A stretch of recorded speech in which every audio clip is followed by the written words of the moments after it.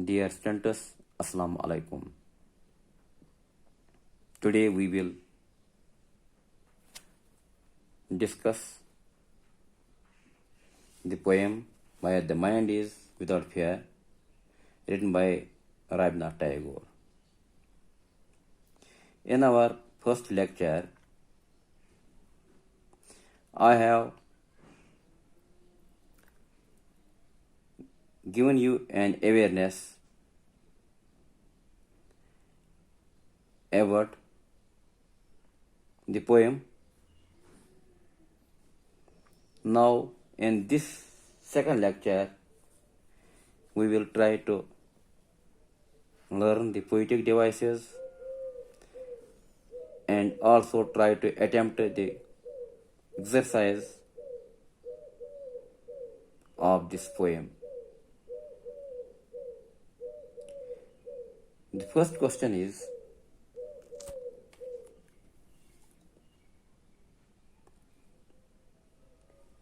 what kind of freedom does Tagore envisage for his country?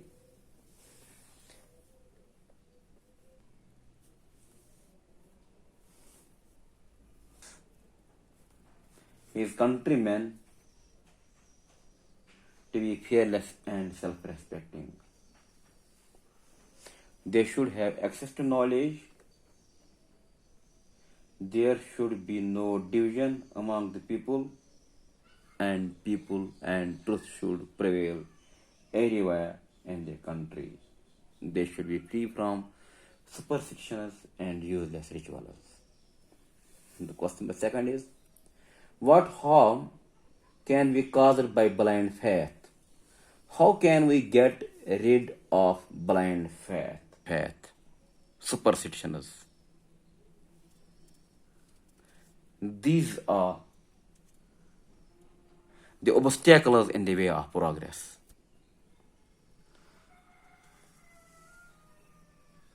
Blind faith is an obstacle in the way of progress.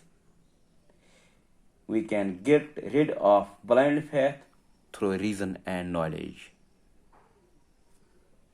Now, question number, what is the central idea of the poem? Central idea of the poem is, as in my first lecture, I have already told you that it is a prayer, it is a patriotic song, a sort of prayer. In this poem, Rabindranath Tagore appeals to God to awaken his country to a dawn of freedom. He wants Indians to be brave and fearless, and all Indians should have access to knowledge. They should be one. There should not be discrimination on the basis of caste and creed. They should aim at perfection and be guided by reason. They should give up old and bad rituals. Now, poetic devices. This poem is full of images. Dear students, you know that what are images? Images are actually the words which create pictures in the mind of readers. These images contained in the poem are DRC desert, heaven of freedom, narrow domestic walls. These are the images. Now there is a verse, a stanza has been written in the discussion section, discussion 3,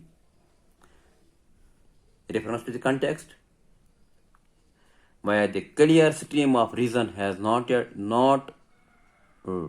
lost its way into the DRC desert sand of dead habits, where the mind is led forward by thee and ever widening thought and action. Based on this stanza, there are some questionnaires, and we will try to attempt these questionnaires. How does the poet contrast reason and dead habitus? And dead habitus. As I already told you that superstitions, dead habitus, these are obstacles. Dead habitus, superstitions, they are obstacles in the way of progress. Unless and until we would not give them, our country would not progress. So reason is progressive. Reason brings knowledge and improvement, while as dead habitus, they are lifeless and they are unprogressive. They are obstacles in the way of progress. Question number second. Why does the poet use the expression dear sea, desert sand? Actually, R.N. Tagore wants his countrymen to get rid of the unprogressive past. He used the expression dear sea, desert sand for these dead habitus, unprogressive past.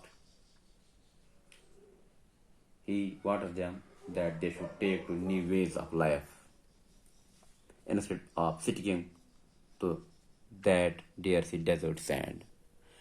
C part. Who does the poet refer to as thee in these liners? The poet has used the pronoun thee. Here, thee refers to God, and he wants God to guide his countrymen on the path of progress. He addresses God, so thee refers to God. Now there is another stanza. Let me read it and try to attempt the questionnaires that follow it. Where the world has not been broken up into fragments by narrow domestic walls, where words come out, where tireless striving stretches it almost towards perfection. What does the poet imply by narrow domestic walls? Domestic walls, poet means that his countrymen should not be divided into groups. They should not divide themselves on the basis of caste, creed, etc. What evil can be perpetrated by these walls? These walls will divide the people into groups. Thus, they will weaken the country. The freedom of the country will be endangered.